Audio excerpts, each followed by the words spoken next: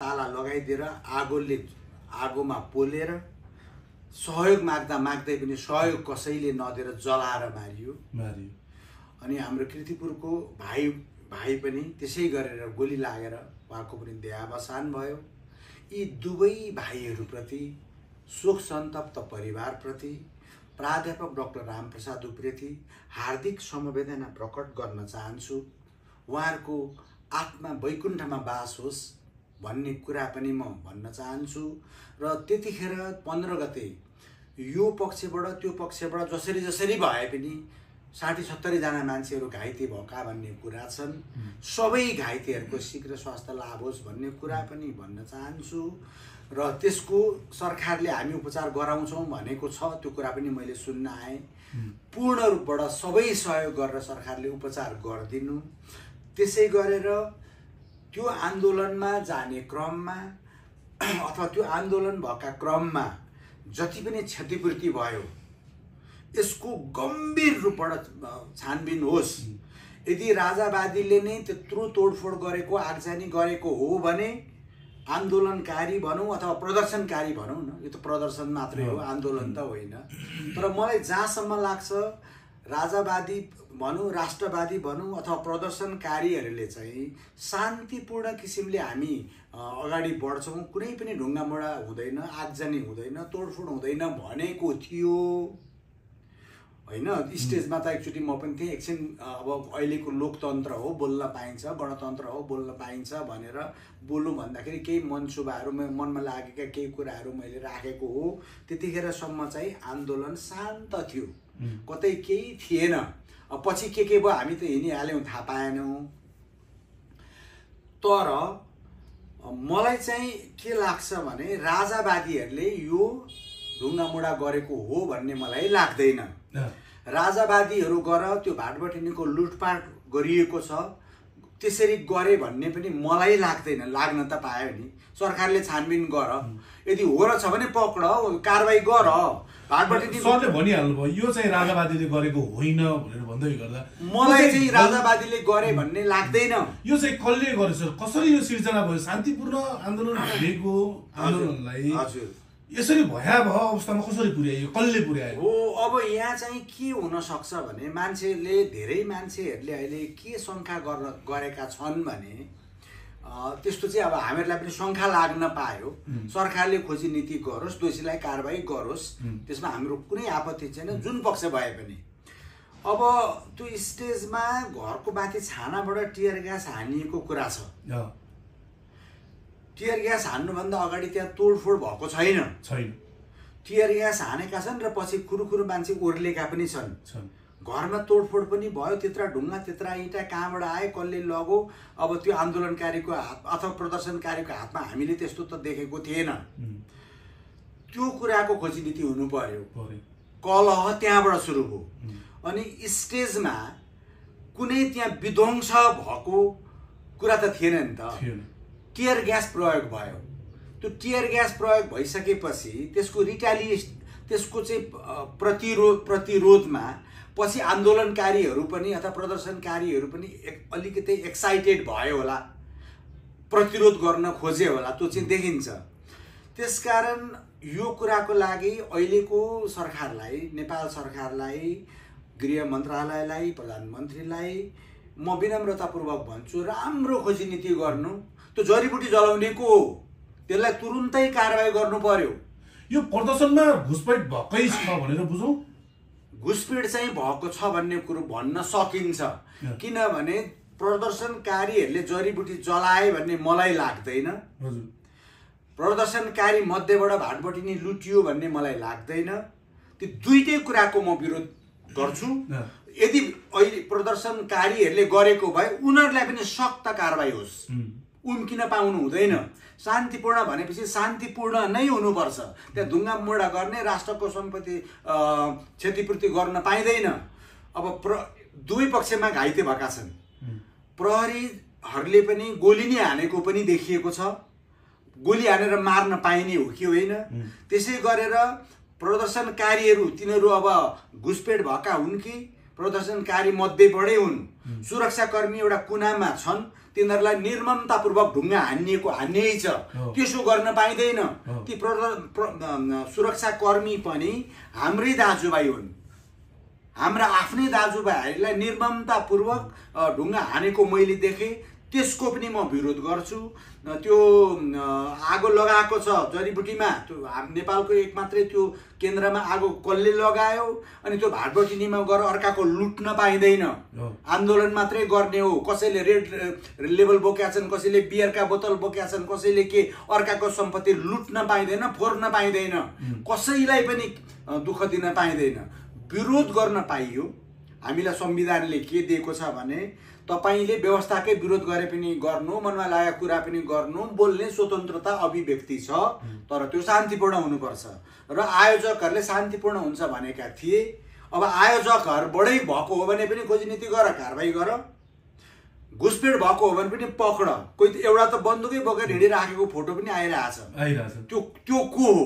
त्यसरी बन्दुक लिएर त्यहाँ पस्न पाइने हो कि होइन? र घरको छतहरूमा त्यो असुर ग्यास, त्यो आगो लगाइएको घरहरूबाट असुर ग्यासहरू झरिरहेको छ। घरको छानाबाट डेड एक्सपायर 2012 मा 14 मा 15 मा 8 को पनि अश्रु ग्यास हान्न पाइने हो कि होइन? घरको छानामा गएर व्यक्तिगत रूपमा छानामा गएर अश्रु ग्यास हान्न पाइने हो कि होइन? गोली हान्नुभन्दा अगाडि पानीको फोहराहरू हान्न सकिन्थ्यो, तितर बितर गर्न सकिन्थ्यो, त्यसो किन गरिएन? र ठाउँ ठाउँमा नाकाहरूबाट प्रदर्शनकारीहरूलाई रोकिएको छ। अर्थात् सरकार अलिक डरायो कि भन्ने पनि छ। सुरुमै तितर बितर गर्न सकिएन भने सत्तै पो जान्छ कि भन्ने डर सरकारमा एक किसिमको त्रास भएको पनि देखियो। नभए त्यो लेभलमा पहिलो दिन नै उत्रिहाल्नु पर्ने थिएन। अलिकति ज्यादती देखियो। यदि उग्र नै गर्नु थियो भने फागुन 25 गते नै गर्न सक्थे। उग्र नै गर्नु थियो प्रदर्शनकारीले भने उनीहरूले फागुन 25 गते नै गर्न सक्थे, नारायण हिटी पनि जान सक्थे, बालुटार जान सक्थे, राष्ट्रपति कार्यालय जान सक्थे, जसो पनि गर्न सक्थे। तर उनीहरू संयमित थिए। भन्नुको मतलब त्यहाँभित्र कतै न कतै रूपबाट घुसपेट गरिदिने, घुसपेट गरिसकेपछि अनि दबाउन सजिलो भयो, तितर बितर गरिदिन सजिलो भयो। त्यो हो कि भन्ने पनि जनताले शङ्का गरेका छन्। नेपाली जनताले शङ्का गरे जस्तै गरेर मलाई पनि कता कता शङ्का लागेको छ। अब तपाईहरु यतिका धेरै हुनुहुन्छ अहिले, मेरो एउटा सरकारसँग मेरो अनुरोध, जसरी हिजो राप्रपाको अध्यक्ष राजेन्द्र लिङ्गदेनज्यूले के भन्नुभएको छ भने धवल शमशेर राणा, रविन्द्र मिश्र, स्वागत नेपाल लगायतको मान्छेहरू पकडा पर्नु भएको छ। 75 जना। उहाँहरू मध्ये ककलले चाहिँ ढुङ्गा हानेको, ककलले चाहिँ अशान्त गरेको, घाटबटी लुटेको हो कि होइन, जडीबुटीमा आगो लाएको हो कि होइन, त्यो सिसा फोरेको हो कि होइन। त्यसकारण यदि होइन भने अहिलेको राप्रपाको अध्यक्षज्यूले भने जस्तै गरेर 24 घण्टा भित्रमा उहाँहरू सबैलाई त्यो ढुङ्गा हान्ने, फोर्ने, तोड्नेदेखि बाहेक अरू सबैलाई तुरुन्तै रिहा गरियोस् भन्छु म। 24 घण्टाको अल्टिमेटम दिनुभएको छ। त्यसै गरेर 26 गतेदेखि चाहिँ राप्रपाले उपत्यका व्यापी जन प्रदर्शन भन्नुहोस्, एक किसिमको आन्दोलन भन्नुहोस्, तर शान्तिपूर्ण गर्दैछ। त्यो कुरो पनि उहाँहरूले भनिसक्नुभयो। फेरि अस्ति 15 गतिको जस्तो अवस्था नहोला त भन्न त सकिँदैन हो। त्यसकारण अब म खुलस्त भन्छु ल, म चाहिँ हेर्नु, मेरो जीवनकाल थाहा पाएदेखि म आन्दोलनमा बडो हुर्केको मान्छे हो। मैले भनिसकेँ, अहिलेका सम्माननीय प्रधानमन्त्री केपी ओली शर्माज्यूसँगै झापा आन्दोलनदेखिका कुरा मेरा जोडिन्छन्। पछि नेकपा कोअर्डिनेसन केन्द्र हुँदै नेकपा माले हुँदै संगठन बनाउँदै आन्दोलन पनि गर्दै हिँडेका मेरो रेकर्ड छ। त्यो बेलामा चाहिँ कसो हुन्थ्यो भने मूल नेतृत्व, मूल व्यक्ति देखै नपर्ने, कहाँ बस्ने कसैलाई थाहै नहुने। कथम कदाचित ऊ पकडा परिगयो भने दोस्रो लेयरको मान्छेले नेतृत्व गर्नु भनेर अर्को नेतृत्व पनि, अर्को लिडरसिप पनि रिजर्भ राख्ने। तेस्रो राख्ने, चौथो राख्ने, रिजर्भ राखेर यसले लिड गर्ने पहिल्यै भागभन्डा हुन्थ्यो।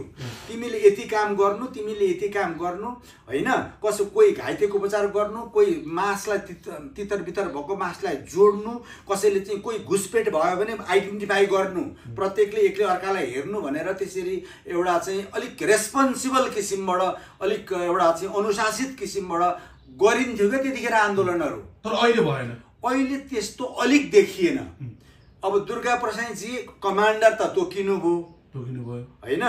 त्यसपछि उहाँ अहिले हुनुहुन्न, भए पकडा पर्नु होला। अब उहाँ हराएपछि अबको नेतृत्व कसले गर्छ त आन्दोलनको? खोइ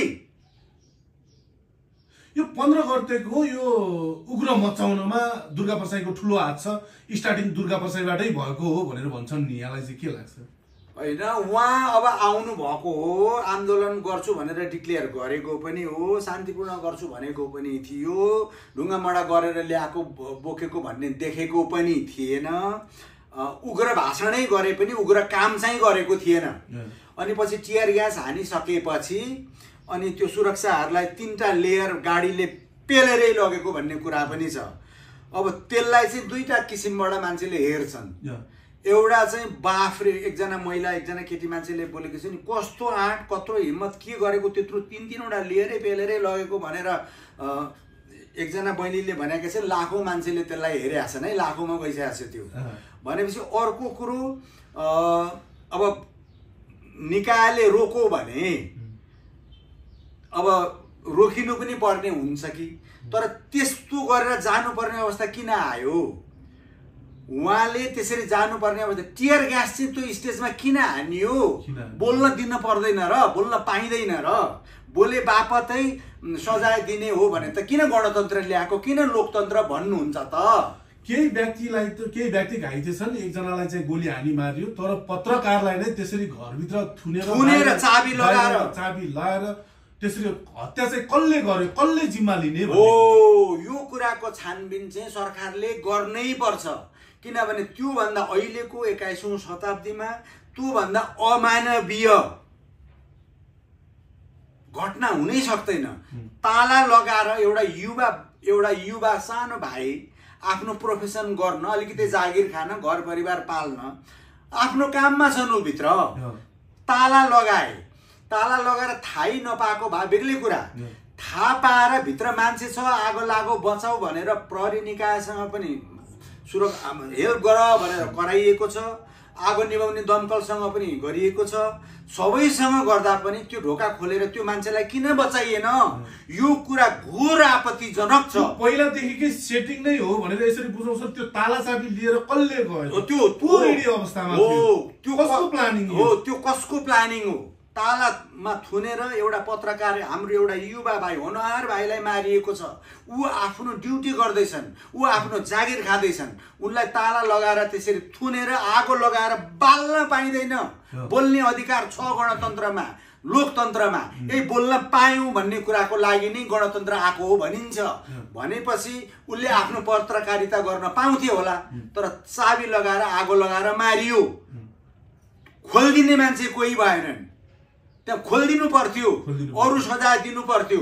उनले केही अपराध गरेका भए पक्रिनु, कानुनी कारवाही गर्नु, जेलमा हाल्नु, अरू उपाय हुन सक्थे। अब त्यो भाइलाई त हामी कहिल्यै पाउँदैनौँ। त्यसकारण त्यो एकदमै जघन्य अपराध, यो युद्ध अपराध भन्दा पनि जघन्य अपराधको रूपमा लिन्छु र म हार्दिक श्रद्धाञ्जली मैले अर्पण गरिसकेँ। आइन्दा दिनमा त्यस्तो कहिल्यै पनि नहोस्।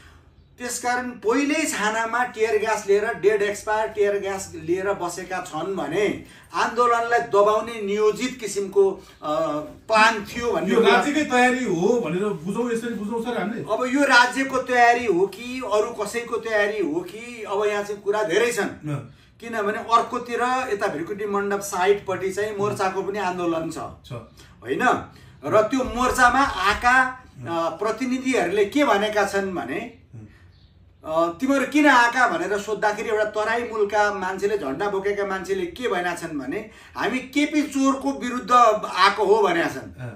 थाहै छैन त्यो आन्दोलन किन आइरहेको छ। त्यहाँनिर जस्तो देखियो सर, किनेर मान्छे ल्याएको, एउटा प्रदर्शन गर्नलाई मात्र ल्याएको, एउटा भन्ने कुरो प्रश्न बुझिन्छ। मोर्चापट्टि ठिक छ, मोर्चापट्टि मान्छे धेरै थिए।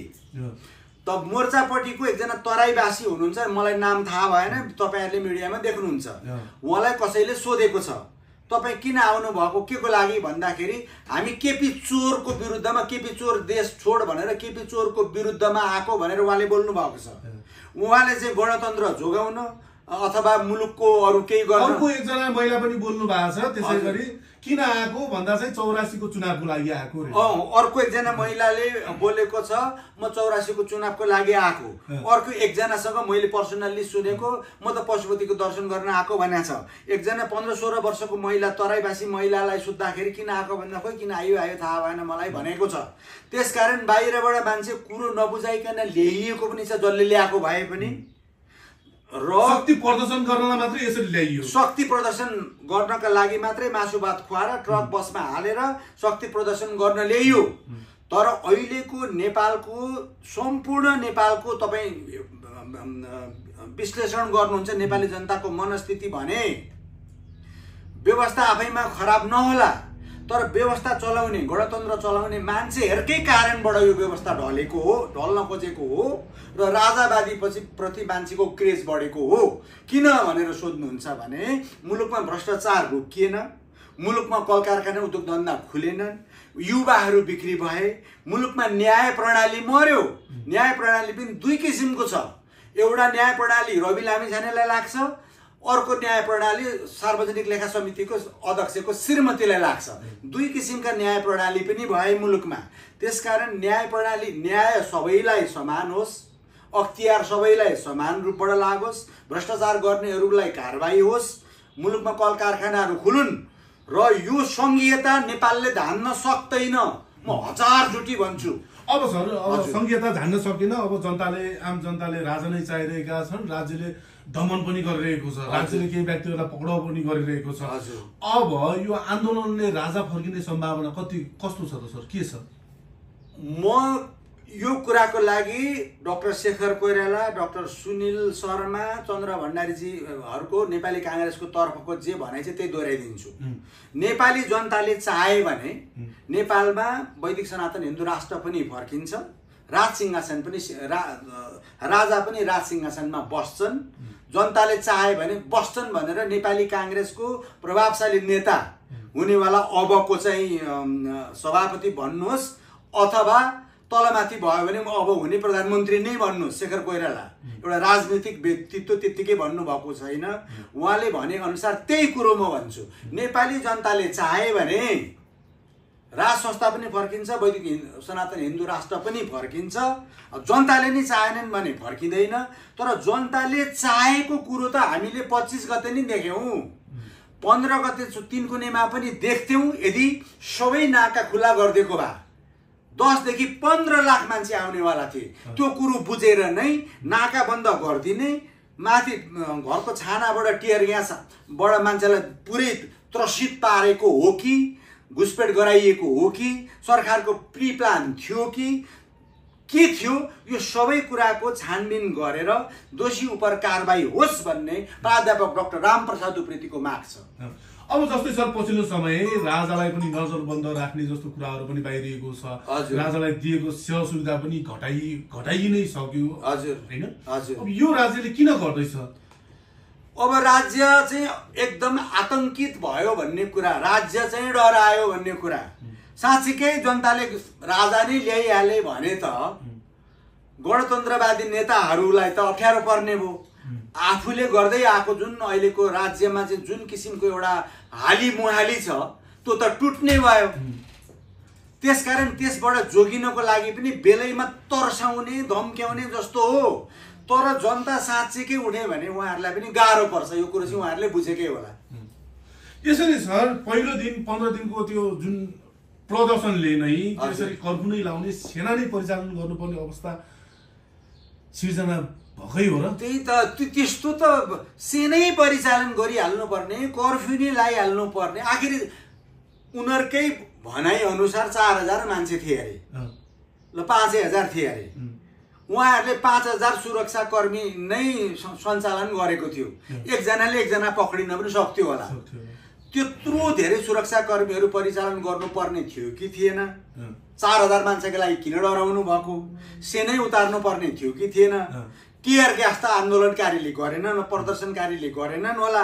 सुरुवातै झगडा त उनीहरूले गरेनन् होला, किनभने उनीहरू आफ्ना कुरा राख्न चाहन्थे, भेला गर्न चाहन्थे, शान्तिपूर्ण किसिमबाट प्रदर्शन गर्न चाहन्थे उनीहरूले। तर त्यो कुरो मा किन बन्देज लगाइयो र त्यो नियोजित किसिमबाट गरे जस्तो देखिन्छ। यसको छानबिन हुनुपर्छ। यदि नियोजित किसिमबाट नै गरेको थियो भने सरकार डराएको भन्ने कुरो बुझिन्छ। अब चाहिँ यो आन्दोलनले अब कहिलेदेखि निरन्तरता लिने हो अथवा कहिलेसम्म अब राज्यलाई नै एक हप्ताको अल्टिमेटम दिएको अवस्था पनि थियो आन्दोलनले। हजुर, अब यो आन्दोलन अब यतिकै अब समाप्त भएको होइन नि। यो आन्दोलन त समाप्त गर्नै सक्नुहुन्न उहाँहरूले। अब किनभनेदेखि मैले अहिले बाँकेतिर पनि मान्छेहरू आन्दोलित भएको देखिरहेको थिएँ, बिर्ता मोडतिर पनि आन्दोलित भएको देखिरहेको थिएँ। सम्पूर्ण पत्रकार जगत स्तब्ध छ। आफ्नो एउटा सहकर्मी सहपाठीलाई चाहिँ आगो लगाएर बालेको हुनाले सम्पूर्ण मिडियाहरू, यिनै मिडियाका कारणले गर्दाखेरि जनता सुसूचित भएका छन्। राज्यको चौथो अङ्ग भनेर हामीले मिडियालाई मानेका छौँ। यही मिडियाको कारणले हाम्रा भोइसहरू विश्वभरि पुगेका छन् र जनताले चिनेका छन्, जनताका आँखा खुलेका छन्। त्यो सञ्चारकर्मीलाई त्यो जघन्य अपराध किसिमबाट जुन मारियो, मार्ने को हो, आगो लाउने को हो, चाबी लाउने को हो, पत्ता लगाएर कारबाही हुनै पर्छ। एक अर्को कुरो, यो आन्दोलन अब अर्को मोडबाट पनि जान्छ। अब आन्दोलनकारीले अब कसले लिड गर्छ कसरी म भन्न सक्दिनँ, किनभने त्यो मूल आयोजक समितिमा म छैन। त्यसको मूल आयोजक समिति आन्दोलनको लिड गर्ने धवल शमशेरज्यूहरू, अब रविन्द्र जीहरू, स्वागत नेपालहरूलाई त पक्रेको छ। उहाँहरूलाई पनि अनकन्डिसनली 24 घण्टाभित्रमा छोडिनुपर्छ। र हिजो राजेन्द्र लिङ्गदेनज्यूले भनिसक्नु भएको छ 26 गतेदेखि राप्रपाले उपत्यका केन्द्रित आन्दोलन गर्दैछ आफ्ना एजेन्डाका लागि। कुन हुन् त एजेन्डा भन्दाखेरि उसले पहिल्यैदेखि भन्दै आएको हो। संसदमा पनि बोलेको, बाटोमा पनि बोलेको, सबैलाई थाहा भएको। मियोको रूपमा, गार्जेनको रूपमा राज संस्था राख्ने, मुलुकबाट कार्यकारी प्रधानमन्त्री छान्ने, सङ्घीयतालाई खतम पारिदिने, सानो क्याबिनेट, मुलुकको संविधान आफै लेख्ने, भ्रष्टाचारीहरूलाई कारबाही गर्ने, मुलुकमा न्याय प्रणालीलाई राम्रो गर्ने र शान्त, सुन्दर र विकास वाला मुलुक बनाउने एजेन्डाका साथ उहाँहरू लाग्नु भएको हो। धेरै पहिलादेखि उहाँहरूका यिनै एजेन्डा मन परेर म पनि त्यहाँ गएको हो र 26 गतेदेखि हामी गर्छौँ भनेर सार्वजनिक रूपबाट उहाँहरूले भन्नुभएको छ। र मलाई के लाग्छ भने राप्रपा केयरफुल हुन्छ होला, घुसपेट हुन सक्छ है भनेर राप्रपाले भोलिन्टियर्सहरू त्यो चेक गर्नका लागि पहिल्यै मान्छे खटाउँछ होला भन्ने मलाई लाग्छ। र राज्यले पनि घरको छानामा बसेर त्यो कसले हानेको, किन हानेको थाहा छैन। अहिले त के भने मान्छेहरू खुँडा खुकुरीहरू, यो मैले एउटा फोटो देखाएको थिएँ, कुनै एउटा क्यामेरामा फोटो देखाएको छु। एउटा ग्रुपमा मान्छे पुरै बसेका छन्, कसैले छुरी, कसैले भाला, कसैले खुकुरी, कसैले खुँडा तयार गर्दैछन् र जम्मा गर्दैछन्। त्यो कसले गरेको मलाई थाहा छैन, त्यो गर्नेको अन्तो पनि म चिन्दिनँ। त्यसकारण त्यस्तो नहोस्। जहिले पनि म डक्टर हो, मैले मान्छे बचाउनु पर्छ। म चाहिँ शान्तिपूर्ण भन्दा अरू कुरा सोच्दिनँ। त्यही त यो हाम्रो सुन्नमा आएको सर, यो राजावादी विरुद्ध हजुर राज्य पक्षले पनि अग्रिम तयार गर्दैछ प्रतिकारको लागि भनेर भन्छन् र पछिल्लो समय राजालाई एउटा गिरफ्तार गर्ने पनि तयारी गरिँदैछ भनेर भन्छन्। अहिले पछिल्लो समय नवराज सुवेदीलाई पनि नजरबन्दमा राखिएको अवस्था छ। हजुर हैन उहाँहरू अहिले 2/3 को सरकार हो नि त। 2/3 को सरकार हो, शक्तिशाली हुनुहुन्छ र उहाँहरूलाई के लागेको छ भने हामी आजन्म हामी नै हुन्छौँ, हामीले जसो गरे पनि हुन्छ भन्ने उहाँहरूलाई लागेको छ र उहाँहरूले जे गर्न सक्नुहुन्छ गरे भइगयो, शुभकामना छ। तर जनताले त्यतिकै चुप लगाएर हात बाँधेर बस्नेवाला छैन। त्यसको परिणाम उहाँहरूले भोग्नु होला नि त। भर्सी पछाडि 26 गतेबाट एकदम गणतन्त्रकै कुरामा लाग्नुहुन्छ, गणतन्त्रकै त्यो मोर्चा सम्बन्धी कुरा, गणतान्त्रिक मोर्चाको कुरामा नेपाली काङ्ग्रेस छैन। नेपाली काङ्ग्रेस भनेको अहिलेको सबैभन्दा ठुलो पार्टी हो। गणतान्त्रिक मोर्चामा ऊ छैन। उसले के भन्यो भने हामी जनताले जसो भन्छन् त्यसै अनुरूप काम गर्छौँ भनेको छ, किनभने त्यो डेमोक्रेटिक पार्टी हो। त्यस पार्टीभित्र देशभरि एउटा चाहिँ मत सर्वेक्षण गर्ने क्रममा मियोको रूपमा संवैधानिक राजा, वैदिक सनातन हिन्दू राष्ट्र भन्ने कुरो उनीहरूले फिडब्याक पाइसके। त्यसकारण जनताले जे भन्छन् त्यही मान्छु भनेर शेखर कोइरालाहरू, डाक्टर सुनिल शर्माहरू, चन्द्र भण्डारी, शङ्कर भण्डारी ज्यूहरूले भनेको प्रष्ट सुनिएको हुनाले गणतन्त्रमा फाटो आइसक्यो। र यो गणतन्त्र ल्याएको काङ्ग्रेसले पनि होइन, केपी शर्मा ओलीले पनि होइन।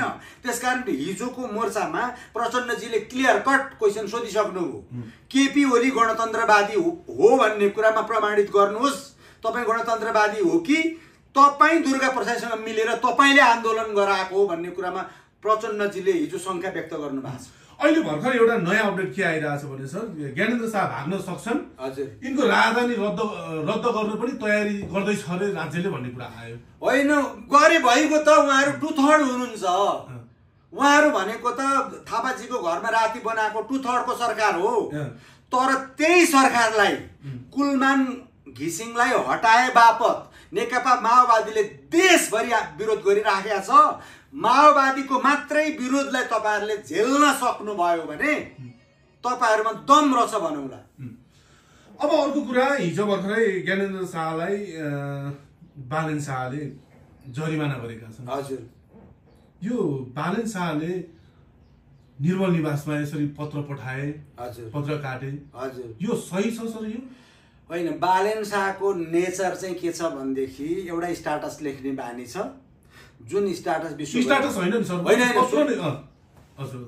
बेला बेलामा स्ट्याटस आउँछ। केपी सरकारले उहाँलाई काम गर्न नदिएको कुरा पनि आएको छ। ऊ चाहिँ अगाडि बढ्छ कि भनेर निचोरिहाल्नुहुन्छ। त्यो यो कुरो त न्यू रोडको उसबाटै बुझियो होइन त, सुकुम्बासी उठाएकोबाट बुझियो। बेला बेलामा स्ट्याटस आउँछ।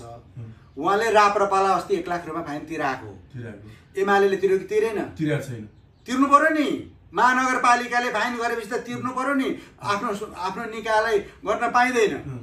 जहाँसम्म हिजो राजालाई 7 लाखको भनेको छ, म के भन्छु भने नम्बर 1 राजाले इन्भल्भ त्यहाँ छैनन्।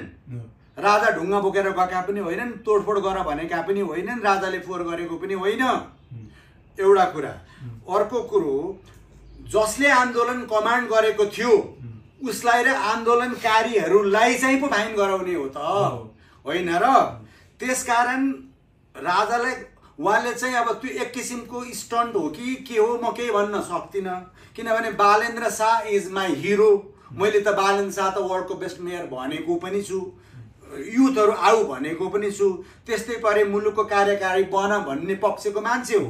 तर राजालाई काट्नु भन्दा पनि जो थियो फिल्डमा, जो थियो कमान्डर, जसको नेतृत्वमा आन्दोलन थियो त्यसलाई पो भन्ने हो त। राजाले दुर्गालाई भनेको हो कि होइन, तोडफोड गरे भनेको थियो कि थिएन भन्ने कुरो बुझ्दै नबुझी राजालाई सम्म काट्न सके भनेर स्टन्ट गर्न खोज्नु भएको भए बालेन्द्र शाहको डाउनफल सुरु हुन्छ। डाक्टर रामप्रसाद उप्रेतीले बोले, अहिलेसम्म मुलुकको कार्यकारी प्रधानमन्त्रीको रूपमा मैले सोचेको थियो निर्मल निवासलाई एटेक गरौँ र यही हो बेला राजालाई सक्ने भनेर यदि गणतन्त्रतिर मिलेर सक्न खोज्नु भएको छ भने त्यसको पनि हिसाब किताब हुन्छ।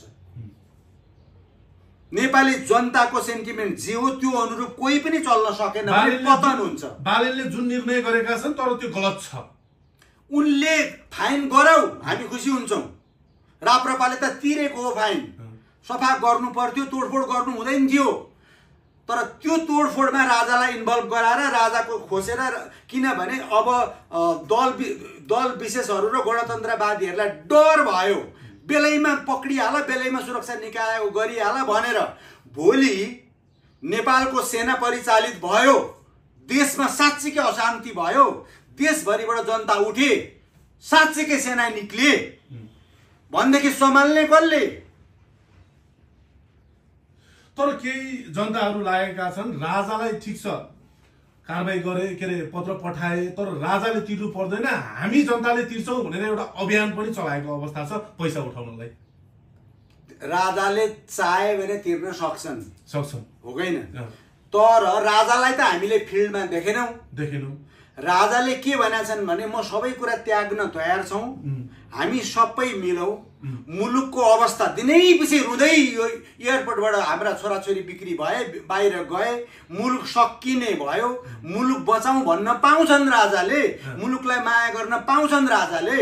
सिंहासन छोडेका राजा हुन्, 18 वर्षदेखि जङ्गलमा छन्। ती राजालाई का नाममा काट्नुभन्दा आन्दोलनकारीहरूको कमान्ड गर्नेलाई, त्यो आयोजक समितिलाई चाहिँ पत्र पठाएको भए म स्याबास भन्थे। यो कुरामा चाहिँ कसैको उक्साहटमा पो लागे कि बेसुरमा पो लेखे कि यो कुरामा चाहिँ मलाई चित्त दुखेको छ।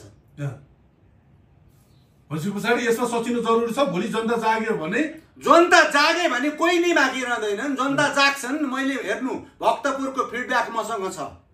भक्तपुरमा अस्ति राजाको स्वागतका लागि 40,000 मान्छेहरू थिए, अधिकांश नेवार समुदायहरू थियो। सबै भक्तपुर उल्टेको थियो।